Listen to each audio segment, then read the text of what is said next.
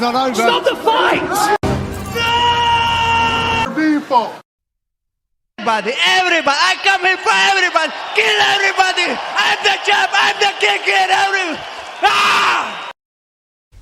What's up, guys? It's Lane here with Broke Bets with Carson. Yes, sir. Looking forward to this one. Yep. All right. This is our full card picks for UFC 281, and let's just get into it. So, first fight we have here is Carlos Ulberg versus Nicolae Negumereanu.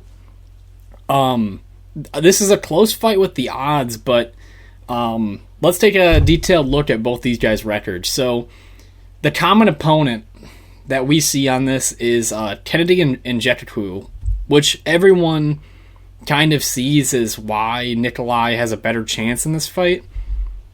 Let's start with talking about Carlos Ulberg's performance, though, against Kennedy. In that fight, it kind of was still apparent that Ulberg was in his kickboxing phase. He kind of planned the fight minutes-wise.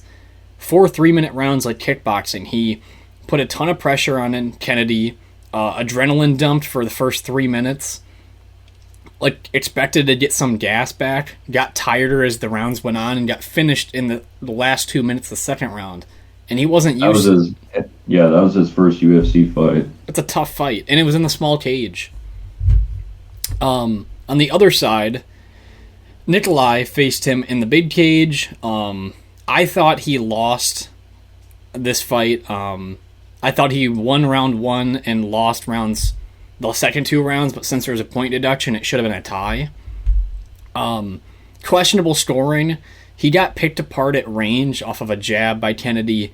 And Ulberg is a big fucking dude, man. I don't see Nicolae being able to outstrike him here at distance, and I'm going to pick Carlos Ulberg here. How do you like that pick? Yeah, Ulberg's 4 inches taller, but they have about the same reach, 77 and 78. Like him to use his kickboxing range and win this fight. Yeah, he uses his length really well, especially with his legs. Follow-up performance from the Kennedy fight. You're looking at this Fabio Charant performance, which wasn't anything special, but that's him adjusting to MMA pace, realizing he's not going to finish everybody in the first round, and just trying to pick apart Fabio for 3 rounds. And I kind of expect him to try to do the same thing here. Tafon Nzechukwu, even in that fight, it lasted a minute, but the first strike that I think Carlos threw was a left hook that put down Tafon. So, I think valuably, he's a lot better a fighter. He's trained with Izzy all the time. I feel like the city kickboxing guys typically have really good takedown defense. So I expect Ulberg to do well there. Negumereanu, I would expect him to fight for takedowns here, but I don't know how much success he's going to have. In the UFC, I do think he's a quality fighter, but Ihor Pretoria has a pretty padded record, not the best opponent.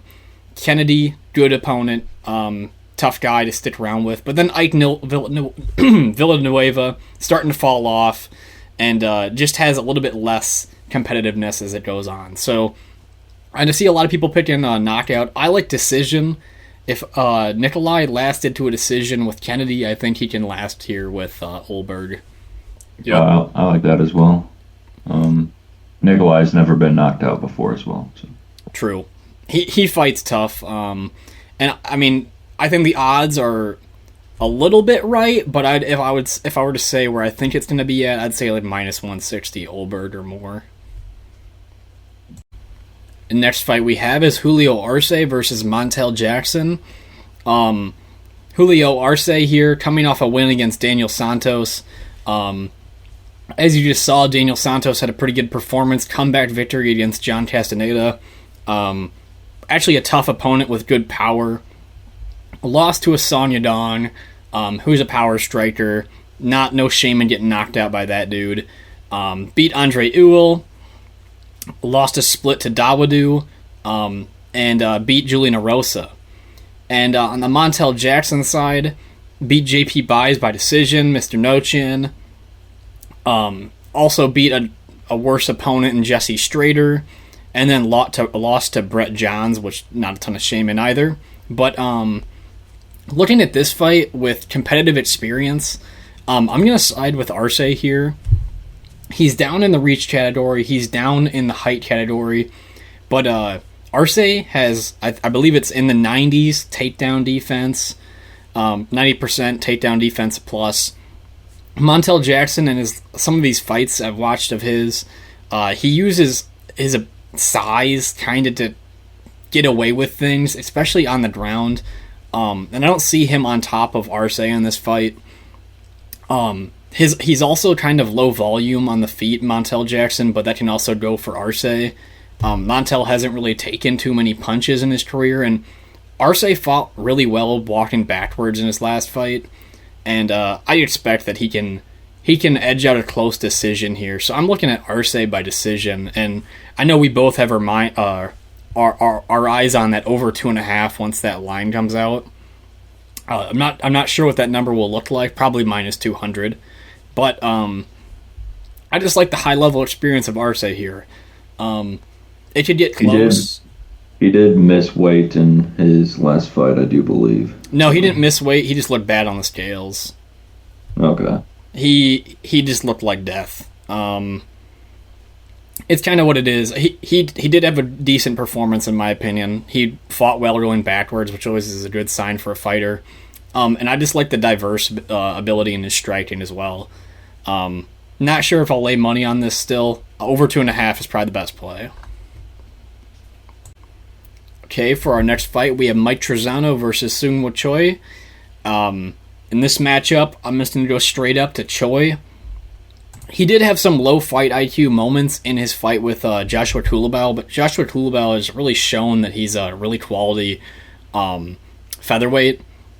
He fought really smart and didn't go into many 50-50 situations, and Choi got dropped by him a couple times, but again, Culibao's shown that he's been a good opponent. But Choi still has some hiccups in his game. He is a national kickboxing champion, which for however many places, you kind of just gotta question how much that means. I mean, we didn't see that in his last fight. You just gotta question what that means, because, there's master of sports and all of these random shits of fighters you'll see, and they're not that great sometimes. But he's got decent power. He's really big for this division. He didn't really use a jab, which I didn't like in his last fight too much. He kept on going into 50-50 hook exchanges and losing them. Mike Trizano on the other side, not active enough for me. That's like my number one. In this Lucas Almeida fight, didn't seem to do a ton of damage to Lucas Almeida, and then when it came to a 50-50 exchange with left hooks, he lost that battle twice and then got knocked out on the second time. Don't fully know what to expect out of this guy's game. He's kind of just more of a point fighter, and I'd say that Choi has more finishing ability, but I see this fight going to a decision. Would you play the over 2.5? I'd be curious to see what the over is in this one as well. I would assume pretty high, because Trizano's style invites going over 2.5 rounds, and I'd say Choi is pretty measured still. He got desperate in his last fight. I think that was a big part of it too. So, but yeah, you got anything else for this one? No, Choi by decision. Okay, for the next fight, we have Karolina Kowalkiewicz versus Silvana Gomez Juarez. Karolina with a comeback win in her last fight against not the best competition, Felice Herod, who was on her way out of the UFC to promote her feet, pretty much is all she was doing.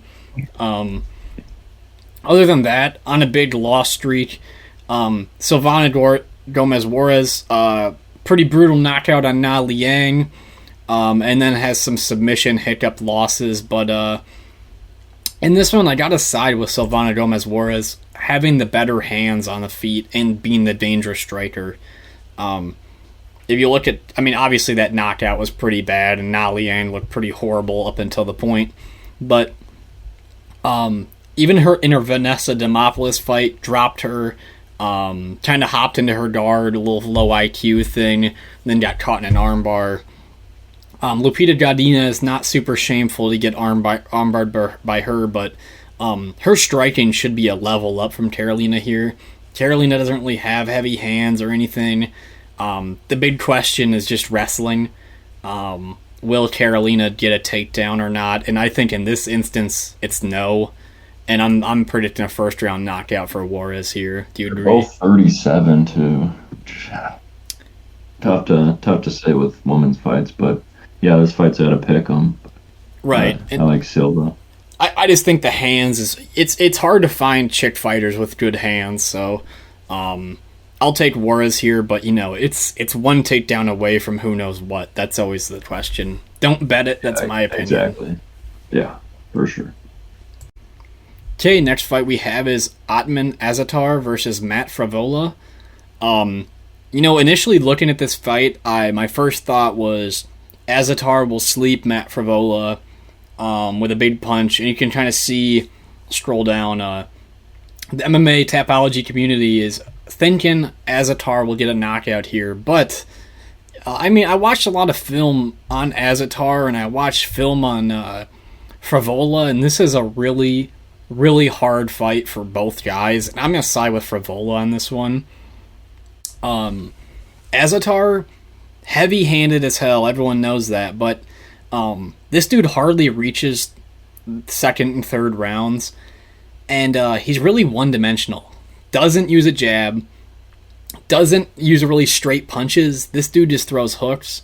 You're in a big cage now. Matt Frevola has a wrestling background, actually had some decent grappling exchanges with Arman Sarukian. And I think that the longer this fight goes, the more it favors, obviously, Matt Frevola. And that power should just drain the tank, I think, of Azaitar here.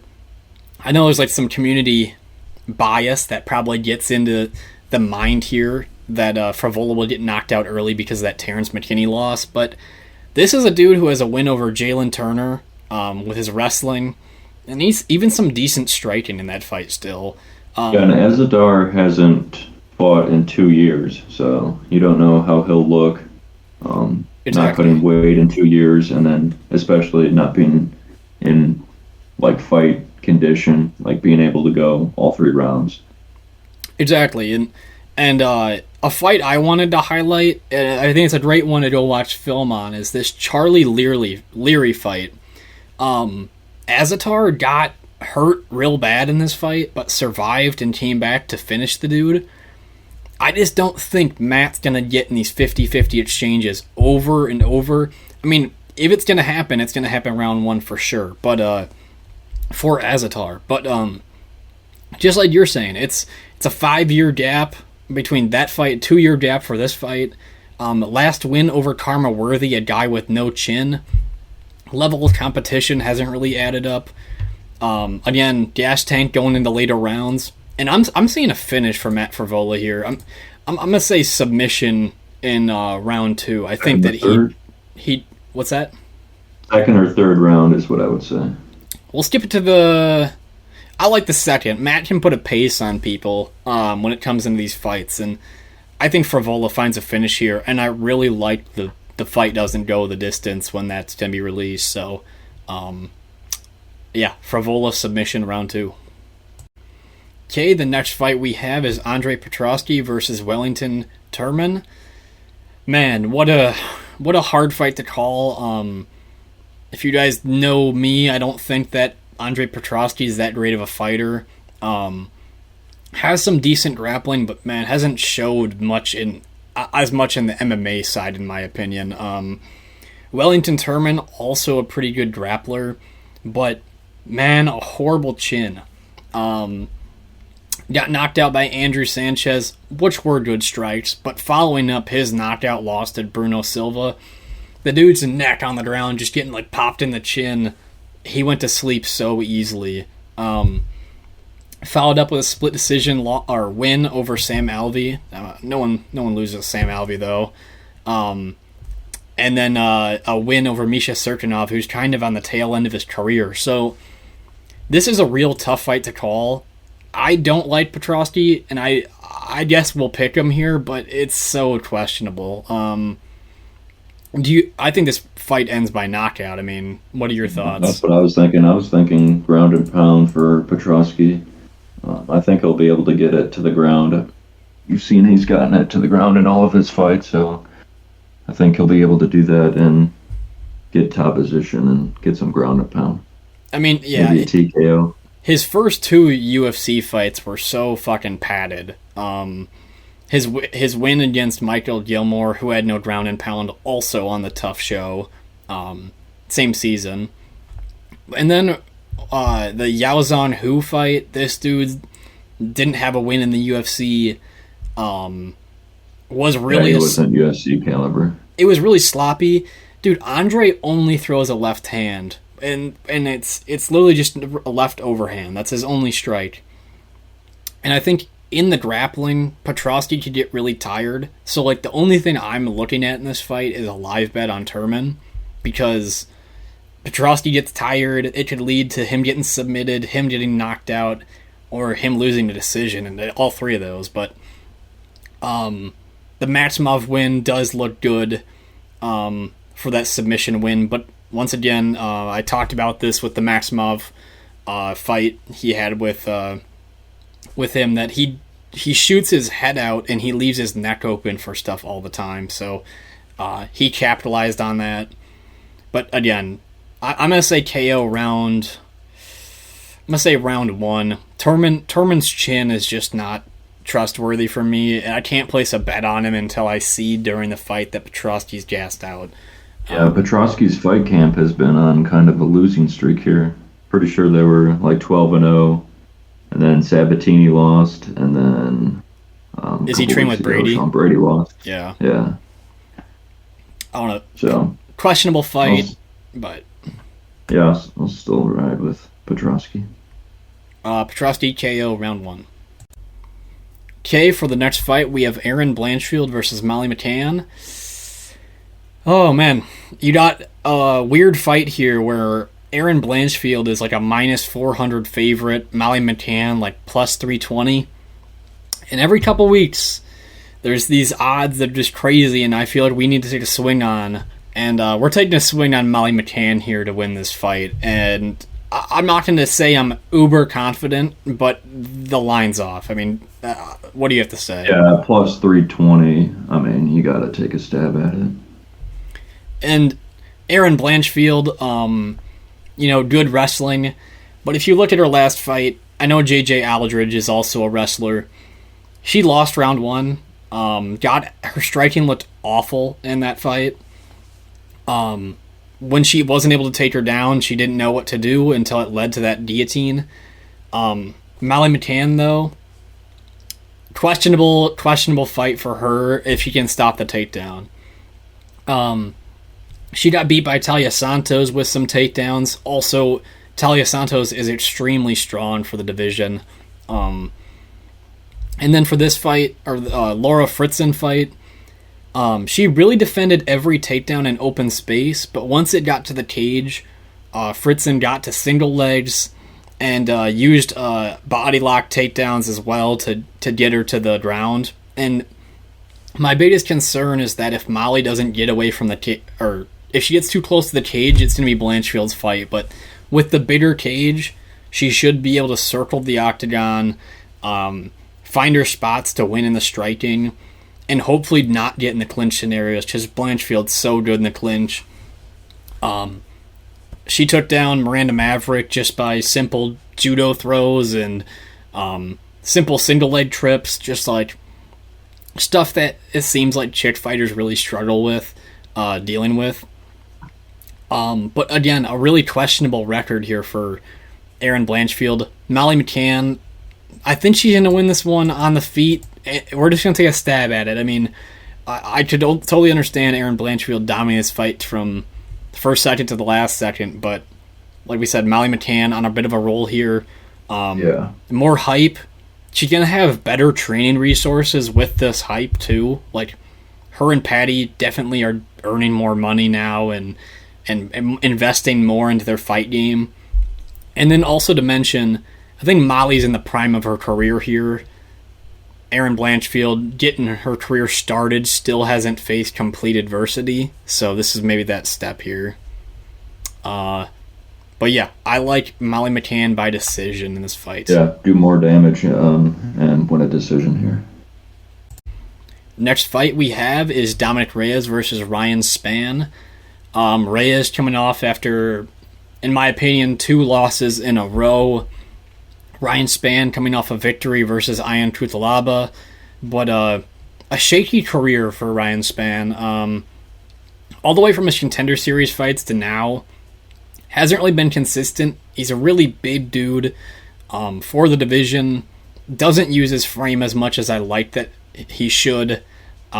His win over Ian Cutelaba looks good, but he was getting thrown around for a couple of minutes, which Cutelaba had trouble dealing with his size, but I got to take Dom Reyes here.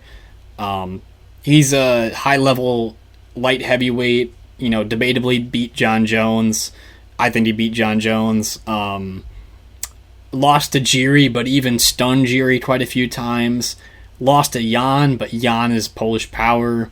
I'm taking Dominick Reyes by knockout. Ryan Spann hasn't shown that he's able to take a punch super well, especially in this division against a pretty strong dude like Reyes, but Reyes has taken a lot of damage in his recent fights.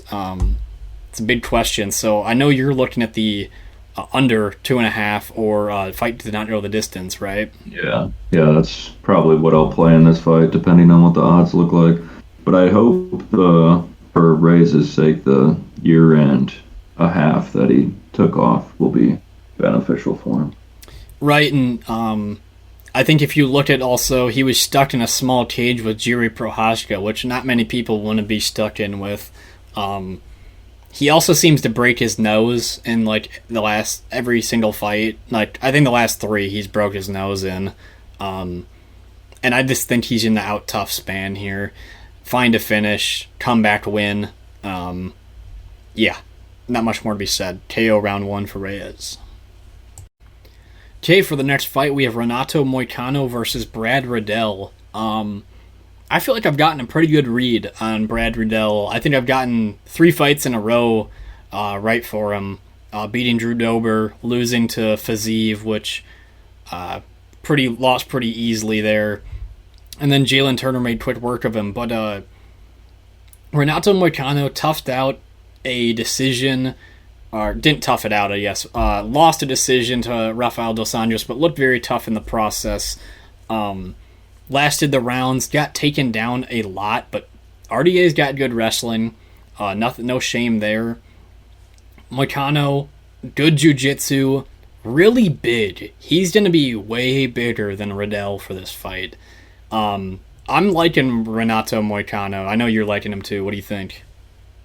Yeah, Brad Riddell has gotten stunned even in that Drew Dober fight. Drew Dober rocked him and knocked him down in that fight. I like a couple times, I think, too. Yeah. And then Jalen Turner, he knocked him down in, 30 seconds? First punch he threw. I see that trend continuing here, and I like Moicano to knock him down and find a club and sub and probably a rear naked choke.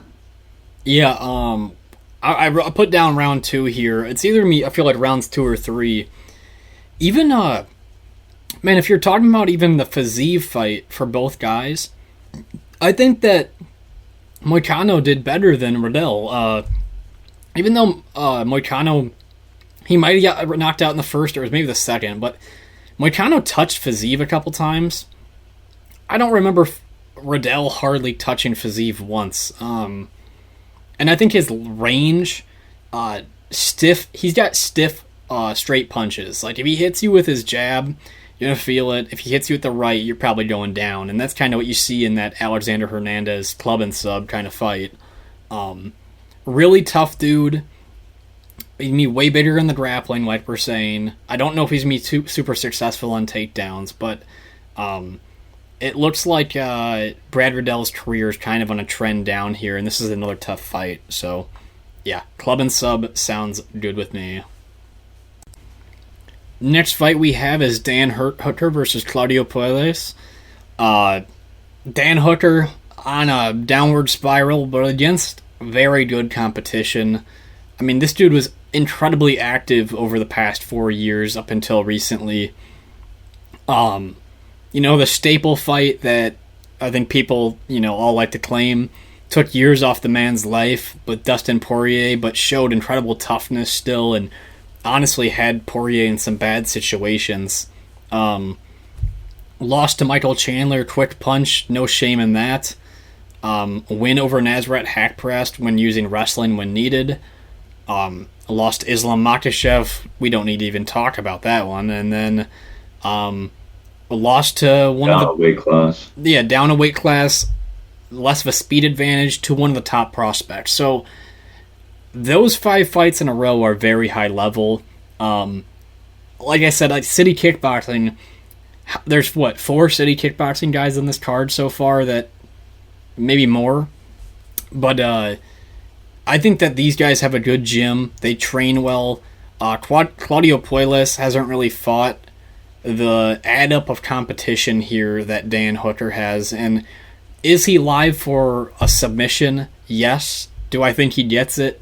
Not this time. I'm liking Dan Hooker by decision. Do you think that? Yeah, I like that as well. I think Puele's only shot, or not, I shouldn't say only shot, but if he's going to win, it's most likely going to be by submission. Yeah, and I don't think Dan shouldn't play around on the ground. I wouldn't expect that. And Claudio's takedown accuracy is a very low number. Dan's given up takedowns before, but like I said, City Kickboxing, good place to train, high-level group. And I think he's improved his wrestling. You can kind of see in that Nasrat fight. But in this one, I think the length, the staple of his game, in my opinion, is his low leg kick. I used that against Al Iaquinta, completely destroyed his lead leg, and also Paul Felder. And I'd expect him to do the same here. I think that's his key to victory. Keep range, and touch him up at distance. So Dan Hooker by decision is the call I like. Okay, next fight we have is Frankie Edgar versus Chris Gutierrez. Tough fight here for both guys, actually, in my opinion. Frankie Edgar, father time, caught up to this man, but he still shows hints of being good. And I'm going to pick him here. At 41, it's tough to make a pick on a 41-year-old versus a 31-year-old. But Frankie's wrestling is extremely high level. His hands, even in his Chito Vera fight, were winning him some of the exchanges on the feet. And in my opinion, not on the actual scorecards, he wasn't up by 2 rounds, but one of the judges gave Frankie rounds 1 and 2, and I gave Frankie rounds 1 and 2 as well. Against Chito Vera before that knockout.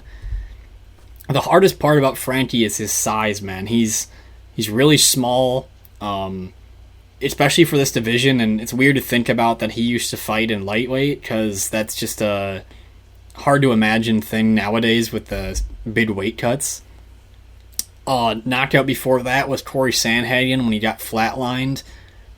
Beat Pedro Munez in a nice striking match, but does have knockouts against him, kind of being the swaying factor for a lot of people. But Chris Gutierrez, even though he won by spinning back fist versus Dana, he isn't really known for being a knockout artist. If I had to draw a UFC comparison, it'd be Jonathan Martinez in the orthodox stance. Uses his length well, lower leg kicks. But again, if you throw a low leg kick against Frankie, he might go down and grab your leg, lead to a takedown. I'm liking Edgar by decision. I think that's a spot here. He probably can... He might outbox Gutierrez on the feet. It's going to be close. Chris uses good range and good kicks. But the wrestling is the big factor. Gutierrez has good takedown defense, but hasn't fought in a ton of high-level grapplers. So I'm taking Frankie here. I'm taking a stab on it. What are your thoughts? What are my thoughts? I disagree with you. I think Chris Gutierrez will chin Frankie Edgar, man.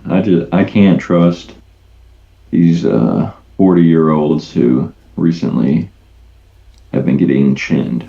So Yeah, it's tough. I mean, I know it's higher level competition, and this is a step down from those, but still, it is like a year off, which is a lot of time for a 40-year-old to come back from. And it's in his home state too. Home crowd will be with them, and then they'll be disappointed. I mean, two of the things in my thing, or what I'm looking at too, is the knockouts too, were like they're not usual knockouts. They're flash KO type of shots. It's a front kick to the chin and a flying knee. So like, it's debatable whether anyone can handle those shots. Yeah, but he was knocked out cold. I know. I'm aware, and I know your chin doesn't recover as well, but he did survive to a decision with Pedro Munoz that was close, and I just liked it. He's got good boxing too. Good fundamental boxing, can dodge strikes and lead to nice combinations for himself. It's gonna be a hard fight. I'm thinking about betting Edgar really in this spot. Edgar by decision. Ow! Yikes! I don't know, man. It's close. I mean, hey, if we put, whatever we're gonna put on Molly McCann, if we do, I don't think Frankie's a bad spot either. I mean, both of them should be. It's reasonable for them to be the underdogs, but there's value in my opinion. So I don't want to sound like Gianni the Greek. There's a lot of value on this bit, but anyway, Frankie Edgar by decision. Next fight we have is Dustin Poirier versus Michael Chandler. We have the pressure makes the diamonds, and we have see you at the top. So, what's your pick? I want Michael Chandler to win. You do? But I want him to win. I don't think he will win, though. I want Poirier to win. Oh, I like Michael Chandler. I like both of them. I like both of them too, but I like Chandler more. But I think Poirier will win. Well, I like Poirier more. I think he'll win most of the striking exchanges. And I like Chandler's explosiveness, but I can see him getting... Even Tony knocked him down, and I can see Poirier pouring it on him. And Tony was timing him, too. Like every time Michael stepped into range, he just... Little check hooks, little check shots on his chin, and...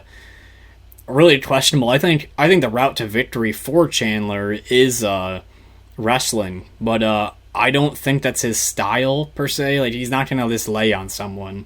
At Madison Square Garden with the crowd juiced for this one, I don't think he'll want to wrestle. I would expect him to go pretty crazy here against Poirier, and I think it'll be like the Justin Gaethje fight that Chandler had. Right, and Poirier is way more measured and way better defensively boxing than Gaethje is.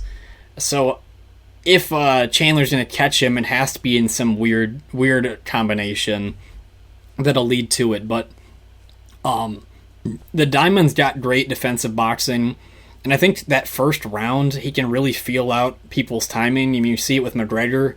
In the first fight with McGregor, he kind of got touched up a little bit, and then kind of got how McGregor was striking, got out of range using head movement. I really like him here. Also, Chandler's been using leg kicks against Gaethje. He used leg kicks, but how do you like this fight to finish for Poirier? I don't know. I could see it like either way. I can see Poirier getting a finish, but I could also see it going the distance as well. I'm having an incredibly hard time. I'm going to say knockout, but it is...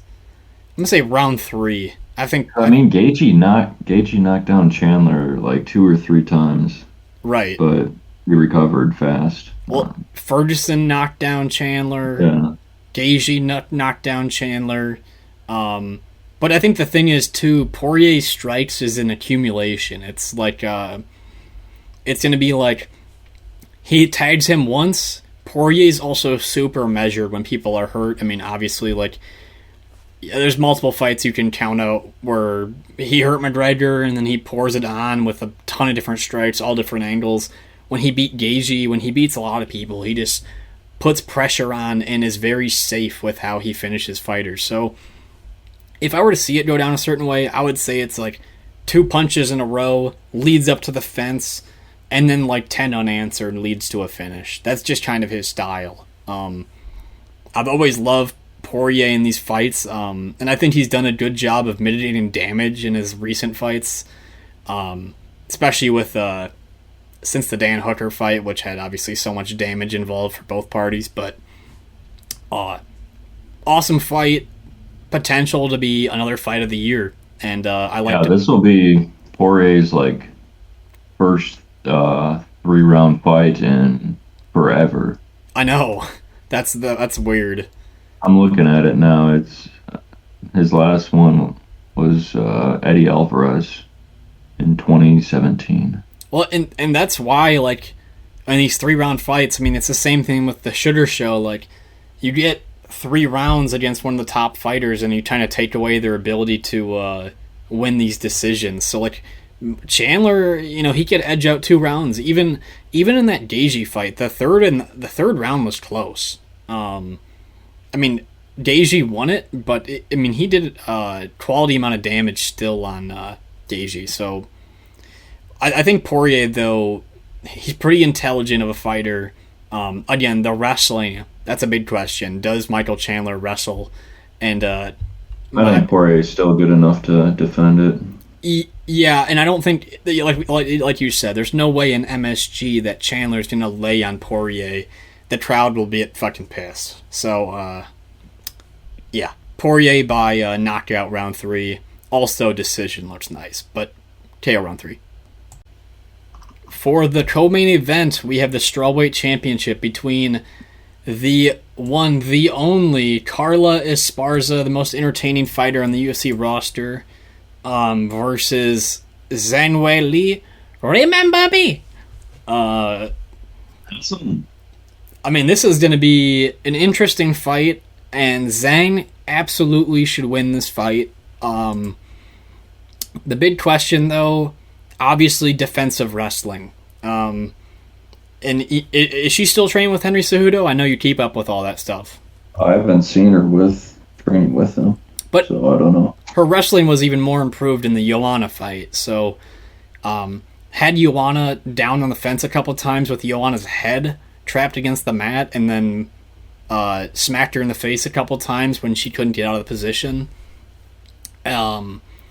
Lost to Rose Namajunas in the rematch because she couldn't get off her back. And this is the big thing in chick fights too. And sometimes when these girls get taken down, they don't fight to get up to their feet, and that's a big question with her fighting Carla here. I still think Zhang, and I think Zhang by knockout. I mean, what's your round call for that? I would say 2 or 3 if I had to take a guess. I'm putting down 2. I think Carla, if that first round of grappling goes on and Zhang denies her takedowns, she's going to get tired pretty quick, and it's going to lead to the end for the GOAT, the greatest of all time, Carla Esparza. The Cookie Monster is getting finished. And, she was in the fight of the year. I actually kind of enjoyed the Rose fight she had because it was so funny how bad it was. So, yeah, I had the over, so I liked it.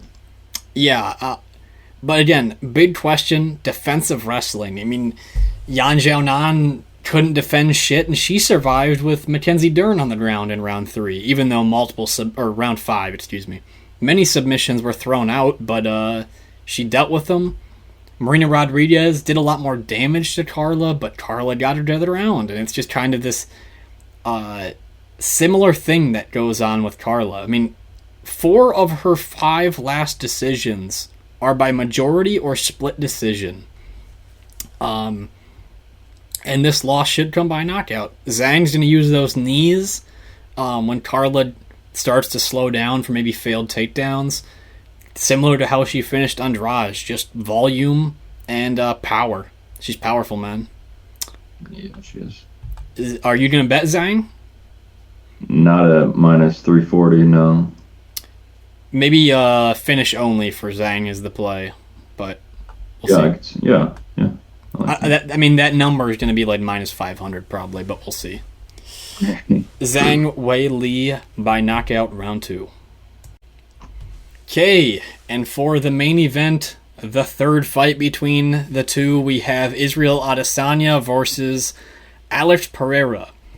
In a crazy, interesting matchup that's incredibly hard to make a prediction or a breakdown on. I mean, a breakdown's fun to do, but making a pick here is very tough. I think everything goes back to their 2 fights, obviously, for all your intel if you need it. Watching the first fight, I believe that Izzy won. I think that's not very debatable, even though Pereira got the decision. It looked like it was a close first round that Pereira edged out, and then Izzy won the last 2, and somehow it went to Pereira unanimously.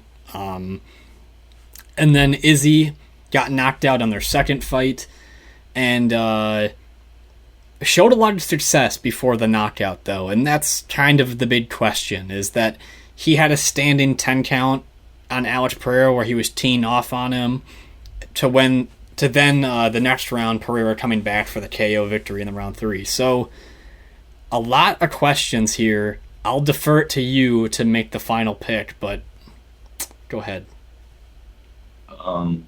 Maybe our picks are different. No? I like Pereira to win here.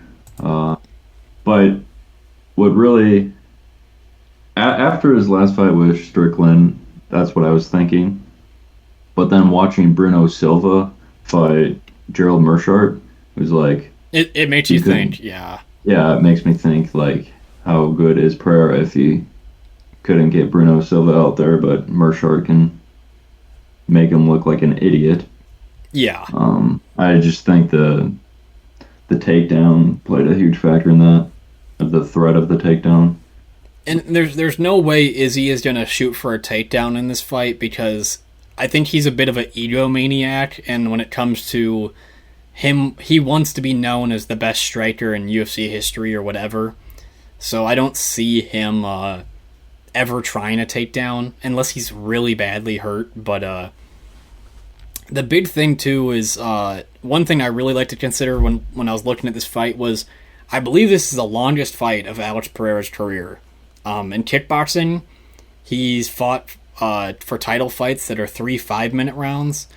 He's fighting his first 5 round 5-minute fight, 25 minutes versus 15 minutes. That's a lot more time added on here. The question is whether it goes that far, obviously.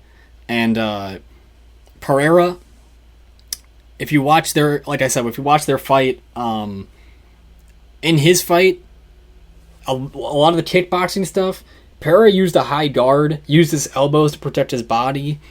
I think in MMA, he hasn't held that same stance.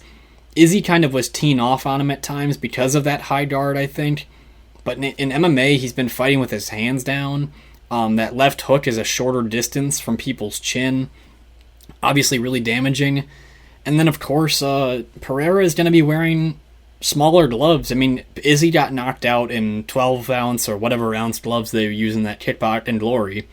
And Alex is wearing 4-ounce gloves, stone hands, and I think he finds a knockout, and I think it's me in round 2 is my round prediction. You like that round?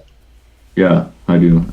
Izzy's never fought a dude the same size as him in the UFC, and that's right. What Pereira is. They're pretty much identically the same size, and I mean, you see Adesanya kind of like dips his head back, avoiding a lot of punches, but with Pereira's length, I can see him catching him with the left hook. Even body work. No one does any body work to Adesanya, and Pereira incorporates better body work in his game. And then another factor, I mean, I'll re-reference their previous fights. Izzy had the most success when he was walking down Pereira, but part of that came with Pereira. I think he's better kickboxer and stuff now than he was back in Glory when they had those fights. I think he's a better kickboxer, knows range better. He hit a lot of air with his left hook, but Izzy had the most success in their fights when he was going forward, pushing Pereira back, and like putting volume on him. And Pereira will slow down. I mean, in that Bruno Silva fight, the grappling, and maybe we'll see Izzy try to clinch up sometimes to slow down Pereira, but Bruno Silva put the pressure on him, he started to slow down. Izzy put the pressure on him, he started to slow down, but Izzy hasn't shown any forward movement pressure since, in my opinion, the Kelvin Gastelum fight. The Paulo Costa fight, Paulo stood there and just took the shots and took the leg kicks. Yoel Romero just took the leg kicks. Jan Blachowicz grappled him. Marvin Vittori came forward the whole fight. Whitaker, that one's kind of 50-50 fight. They're both kickboxing. And then Cannonier came forward the whole fight. So I don't know if Izzy's going to set a pace on Pereira, but I actually think Izzy's best route to victory would be high volume, high pace on a guy who's going to slow down, but I just don't know if he's going to do that. And I have to stick with Pereira by knockout here. Incredibly tough to break this fight down for who's the winner. This is a make or break fight for Adesanya's career in a lot of ways. I mean, we've been critics of him, that he's been a really boring fighter recently, and it's true. I mean, Jared Cannonier, Whitaker put a clinic on for 3 rounds, and Izzy hardly did any damage to the man for 5 rounds. So, if he walks down Pereira, he's going to really earn a lot of respect as a champion. If he leg kicks Pereira for 5 rounds, which I don't think he's going to be able to do anyway, he's not going to earn any respect. So I'm going to take out that Pereira uses this low left hook, but also straight punches. Izzy leans out of range. He's probably going to expect that left hook, wait for it the whole fight, think about it, and Pereira will hit him with something else. So I'm not going to say it's a left hook. I'm going to say it's a right hand. Okay, that's bold prediction. Oh, it's not very bold. Come on. I mean, a bold prediction is the left hook. No one would see that coming. Oh, I mean, that's his trademark, but it's tough. And yeah, that was sarcasm. I wouldn't be surprised if Izzy wins this, but yeah, once again. Yeah, he's a favorite for a reason. He's a favorite for a reason. I do think he's a great champion. I'm not saying he's a bad fighter at all. I know we'll probably have some of the Islam type people, but for Izzy in this, oi, Alex Pereira gonna leave you frozen like Elsa. But I can't wait for the press conference. Yeah, Pereira seems to be the only one who's under Adesanya's skin, and Pereira can't even speak English. So, I mean, and what does Pereira have to lose in this fight, and what does Adesanya have to lose? That's a big question here. So, right. But yeah, that's the breakdown. I know it's a long main event talk, but there's a lot to consider here. So, Alex Pereira, KO round 2. Fakes the left hand, right straight down the middle. That leads to the end of the fight. Alright guys, hope you enjoy these predictions. We'll have a betting video out next Thursday for UFC. NFL bets out on Sunday morning. Looking forward to this card. And anything else from you? You nailed it. Like, subscribe, maybe leave a comment of who you're picking. Peace. Peace. I know. It doesn't matter, I'm from the trenches. I'm built like this. The aunt doubted me, said I couldn't do it. The aunt said I couldn't do it. Look at me now.